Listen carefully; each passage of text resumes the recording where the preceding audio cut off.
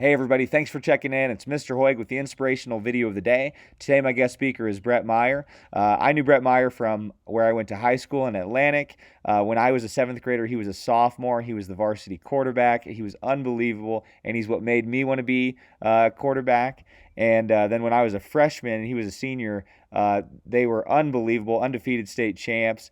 But what I remember is in practice, they wouldn't let him play defense because he was too important. They didn't want him getting hurt, and he was always upset with that. But during individual time, since they weren't going to let him play defense anyway, he'd come find me and he'd be like, "Hoy, come on, let's go do some drills." And he'd put me through some quarterback drills. And I know he was mostly doing it to kill time because they weren't going to let him play defense anyway. But I always loved it, and I always felt like I was getting a personal one-on-one lesson with the Bret Meyer. And then I always tell people this story, and I tell my varsity guys this story so that they want to go watch the JV. But I remember playing as a freshman, and I do my typical close my eyes, throw it to whoever's going the furthest, and score a touchdown. And I come off to the sideline, and Bret Meyer comes running up, and he's like, "Hoy, hoy," and gives me a fist bump. He's like, "Nice toss." And I don't know if I've ever flown higher than Bret Meyer telling me I had a nice toss.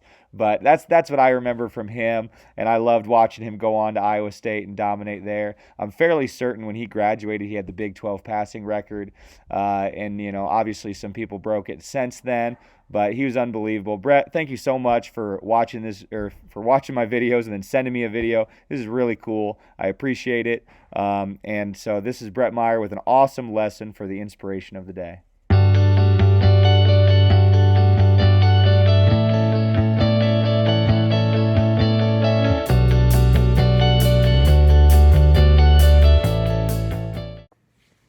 What's up? My name's Bret Meyer. First off, Jerome, I really appreciate you including me and asking me to do this. I think this is, a great resource for your students, your athletes, and really anybody that you cross paths with. I think this is great that you're doing that. So, kudos to you for setting this up and then being consistent with it.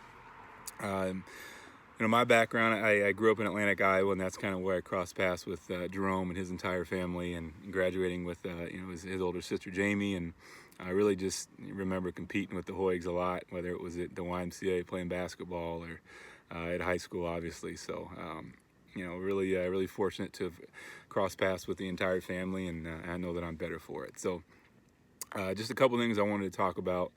Number one is just energy and bringing energy to what you do, regardless of what it is. And then the second thing was just consistency. So bringing energy, really, I've been very fortunate to cross paths with, a lot of very strong and dynamic people and leaders, men and women, across all different types, coming from a lot of different backgrounds. And everybody has a ton of positive energy. And the people that really stand out to me are the ones who can bring energy when it's not easy to do it, right? So it's easy for us to, bring a lot of energy. In high school, we won a state championship our last year in football in 2002, which seems like it's so long ago because it was. But it was easy for us to bring energy when we walked into the dome. We were so excited. But we also brought a lot of energy as a team and as a group, to those summer workouts when nobody was in the stands, and a lot of hard work went into that. And so I think just bringing energy to everything you do, and translating that on to college, it was very easy to bring energy. When you're playing in front of, we're very fortunate to be able to play in front of 60, 70, 80,000 people and be on TV and have all the perks that come with playing college football. It's easy to bring energy to that. It's not as easy to bring energy to your winter workouts when it's 5 below and there's a foot of snow on the ground, and it's 5:30 in the morning on a Wednesday, and you got a full slate of classes to follow. You got to bring energy to that morning workout. And we had a number of guys that did consistently, a number of coaches that did, and that made everybody better and made our workouts better and made our team better. So obviously I'm not an athlete anymore. I'm a professional. I'm a husband and a father. So bringing energy now, it's different for me. We've been tested, like everyone, I'm sure, the last couple months, just kind of being in quarantine here in Minnesota where we live. I think Monday, March 16th, I think it was probably the last normal day we had, and then we've been in quarantine since. And we're kind of getting towards the end of May, and hopefully, I think we're starting to get to the end of it. But bringing energy every morning with our daughters, and as their routines have been, have been turned upside down, was challenging, but it's something that we always try to do. We always, not every day, but play music in the morning for the kids, and it's just a different form of bringing energy, so they're excited for the day, and I think it translates, right?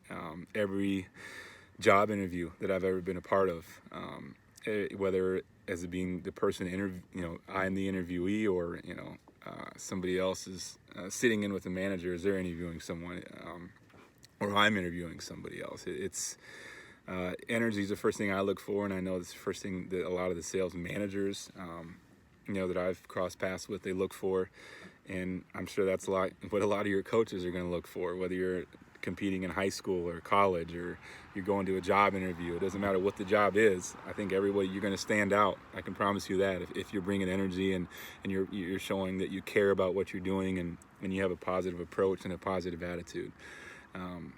So yeah, that would be number one, is just try to be that person, as best you can, that fits your personality, to bring a lot of positive energy, to whatever you're doing. It's going to make whatever you're doing, it's going to make it more enjoyable, and it's going to make those better around you. And the second thing is just consistency. Jerome, I can see you have this, with the consistency and what you're posting these videos and reaching out to people, and and I think it's doing a lot of good. So I think consistency for me.